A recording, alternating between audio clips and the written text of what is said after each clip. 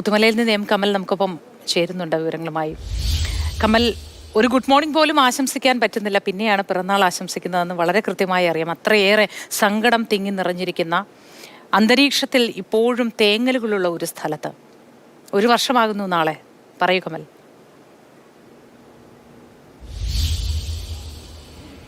മോത്തി അത് പറഞ്ഞപ്പോഴാണ് ഞാൻ മുമ്പ് ഒരിക്കൽ ലൈവിൽ പറഞ്ഞിട്ടുണ്ട്, കഴിഞ്ഞ വർഷത്തെ എൻ്റെ ബർത്ത്ഡേ എന്ന് പറയുന്നത് ഒരുപക്ഷെ എൻ്റെ ജീവിതത്തിൽ അല്ലെങ്കിൽ മാധ്യമപ്രവർത്തന കാലത്ത് ഏറ്റവും സങ്കടകരമായ ഒരു ദിവസമായിരുന്നു കഴിഞ്ഞ ജൂലൈ 29. അത് കഴിഞ്ഞൊരു വർഷമാവുകയാണ്.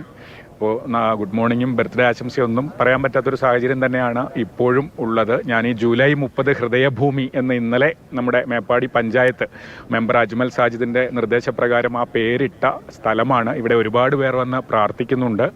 അതിൽ പലരും ഇപ്പോഴും അതിൽ നിന്നൊന്നും മുക്തമാകാതെ നമുക്കൊന്നും സംസാരിക്കാൻ പോലും പറ്റാത്ത അവസ്ഥയിലാണ് പല ആളുകളും ഉള്ളത്. ഞാൻ അതുകൊണ്ട് തന്നെ അവരെയൊന്നും ലൈവിലേക്ക് നിർത്തുന്നില്ല. ഇവിടെ എന്നോടൊപ്പമുള്ളത് ഈ വാർഡിലെ മെമ്പറായിട്ടുള്ള സുകന്യയാണ്. ഈ ശ്മശാനം സ്ഥിതി ചെയ്യുന്ന സുകന്യ പുത്തുമല ഉരുൾപൊട്ടലിൻ്റെ ഒരു ഇര കൂടിയാണ്. സുകന്യയുടെ കുടുംബ വീടടക്കം സ്വത്തൊക്കെ നഷ്ടപ്പെട്ട ഒരാളാണ്. ഇപ്പോൾ ചുരൽമലക്കാർക്ക് വേണ്ടി പ്രവർത്തിക്കുന്നു. ഈ ഒരു വർഷം തികയുമ്പോൾ എന്താ പറയാനുള്ളത്? ശരിക്കും പറഞ്ഞാൽ ഓർക്കാൻ ആഗ്രഹിക്കാത്ത ദിവസമാണ് ഇന്നും നാളെയൊക്കെ. ഒത്തിരിയധികം ആളുകളുടെ ജീവിതവും അല്ലെങ്കിൽ അവരുടെ സ്വപ്നങ്ങളും അവരുടെ ആഗ്രഹങ്ങളും ഒക്കെ നഷ്ടമായ ദിവസമായിരുന്നു. ഇവിടെ നിൽക്കുന്ന സമയത്ത് ഒത്തിരിയധികം നമ്മുടെ ഏറ്റവും പ്രിയപ്പെട്ട ആളുകളാണ് ഇവിടെ എല്ലാം കിടക്കുന്നത്. നേരിട്ടറിയുന്ന ഒരുപാട് പേര്, ഒത്തിരി പേര്. അതായത് ഞാൻ ഇടുക്കിക്കാരിയാണ്, പക്ഷേ 8 വർഷമായിട്ടുള്ള ഇങ്ങോട്ട് കല്യാണം കഴിച്ചു വന്നിട്ട് അന്നു മുതൽ ഇന്ന് വരെ എൻ്റെ നാട്ടിലെ ആളുകളെക്കാട്ടിലും എനിക്ക് പരിചയമുള്ളതും അല്ലെങ്കിൽ എനിക്ക് ഏറ്റവും പ്രിയപ്പെട്ട ആളുകളും ഇവിടെ ആയിരിക്കും. കാരണം 4 വർഷമായി പഞ്ചായത്ത് മെമ്പറായിട്ട് അന്നു മുതൽ ഇവിടെയുള്ള ചുരൽമലക്കാരുമായിട്ട് ഒരു നല്ലൊരു ആത്മബന്ധം ഉണ്ടായിരുന്നു. ഇപ്പോൾ ADSമാരുണ്ട്, അതുപോലെ തന്നെ പാർട്ടിയുടെ പ്രവർത്തകരുണ്ട്, അതർ പാർട്ടീസുണ്ട്, എല്ലാവരുമായിട്ടും നല്ലൊരു ബന്ധം ഉണ്ടായിരുന്നു. കഴിഞ്ഞ 29-ാം തീയതി എല്ലാവരോടും ഓടി നടന്ന് പറയുമായിരുന്നു. ഈ സമയത്തൊക്കെ നല്ല മഴയായിരുന്നു. ഈ സമയത്തൊക്കെ ഇങ്ങനെ ഓടി നടന്ന് എല്ലാവരോടും പറയുമായിരുന്നു മാറി താമസിക്കുന്നതിന് വേണ്ടിയിട്ടുള്ള ഇതൊക്കെ പഞ്ചായത്തിൻ്റെ കൂടെ എല്ലാം ചെയ്യാനുണ്ടായിരുന്നു. ആദ്യം പുത്തുമലയായിരുന്നു വെള്ളം പൊങ്ങിയതുമൊക്കെ. 30-ാം തീയതിയെക്കുറിച്ച് ഓർക്കാൻ അതാണ് മോത്തി, ജനപ്രതിനിധികൾക്ക് പോലും ഓർക്കാൻ ഇഷ്ടമില്ലാത്ത ഒരു ദിവസമാണ് അന്നത്തേത്. പക്ഷേ ഒരുപാട് പേർ, നമ്മളിപ്പോൾ കണ്ട സ്റ്റോറികളിലൊക്കെ നമ്മൾ നൗഫലിനെ കണ്ടു, മറ്റു പലരെയും കണ്ടു. പലരും അതിജീവിച്ചു കൊണ്ടേയിരിക്കുന്നു. ചിലരൊക്കെ കുഞ്ഞുമക്കളെ നഷ്ടപ്പെട്ട ചോക്ലേറ്റ് വെക്കുന്ന അനീഷിനെ കുറിച്ച് നമ്മൾ മുമ്പ് പറഞ്ഞതാണ്. അനീഷും ഭാര്യ അല്പം മുമ്പ് ഇവിടെ ഉണ്ടായിരുന്നു. ഞങ്ങൾക്കാർക്കും അവരോട് സംസാരിക്കാനുള്ള ഒരു ധൈര്യം ഉണ്ടായില്ല. അവർ കളിപ്പാട്ടങ്ങളൊക്കെ വെച്ച് പോകുന്നുണ്ടായിരുന്നു. അത്തരത്തിലുള്ള ആളുകളും ഒരുപാട് പേരുണ്ട്.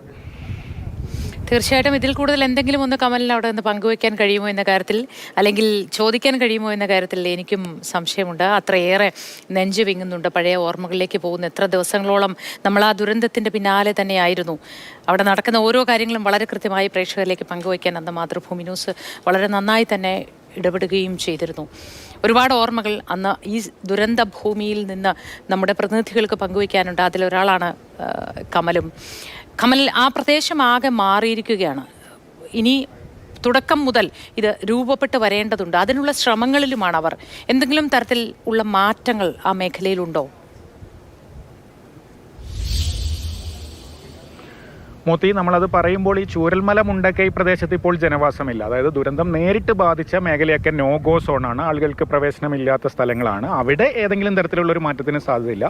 പക്ഷേ ഈ ദുരന്തം നേരിട്ട് കണ്ട, അതിൻ്റെ ഭാഗമായി ഒരുപാട് അനുഭവിച്ച ആളുകൾ തൊട്ടിപ്പുറത്തൊക്കെ ഉണ്ട്. അവർ റീബിൽഡ് ചൂരൽമല എന്നൊരു കൂട്ടായ്മയൊക്കെ ഉണ്ടാക്കി അതിൻ്റെ ഭാഗമായൊക്കെ പ്രവർത്തിക്കുന്നുണ്ട്. ഒരുപാട് പ്രവർത്തനങ്ങൾ നടക്കുന്നുണ്ട്. നമ്മളൊന്നും നടന്നില്ല എന്ന് പറയാൻ കഴിയില്ല. പക്ഷേ ഒരുപാട് കാര്യങ്ങൾ ചെയ്യാനുണ്ട്. നടന്നതിലധികം അല്ലെങ്കിൽ നടക്കുന്നതിലധികം ചെയ്യാനുണ്ട്.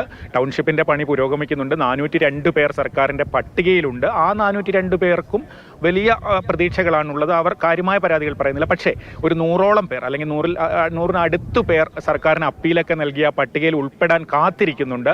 അവരുടെ കാര്യത്തിലൊന്നും തീരുമാനം ഉണ്ടായിട്ടില്ല. അതും നമുക്ക് സുകന്യയോട് ചോദിക്കാം. കാരണം മേപ്പാടി പഞ്ചായത്ത് ഇതിലൊക്കെ ഇടപെടുന്നതാണ്. എന്തൊക്കെയാണ് ഇപ്പോഴത്തെ ഒരു അവസ്ഥ? സുകന്യ ഒരു പ്രതിപക്ഷ മെമ്പറാണ്, എന്നാലും രാഷ്ട്രീയത്തിന് അതീതമായി ഇതിലൊക്കെ ഇടപെടുന്ന ആളാണ്. എന്താണ് യാഥാർത്ഥ്യം? എന്താണ്? പുനരധിവാസ പ്രവർത്തനങ്ങളൊക്കെ നടന്നു വരുന്നുണ്ട്. പക്ഷേ കുറേയധികം ലേറ്റായി എന്നുള്ളൊരു പരാതി മാത്രമേ ഉള്ളൂ. കാരണം പുത്തുമലക്കാരുടെ അതേ അവസ്ഥയിൽ തന്നെയാണ് ഇപ്പോൾ ചുരൽമലക്കാരും കടന്നു പോകുന്നത്.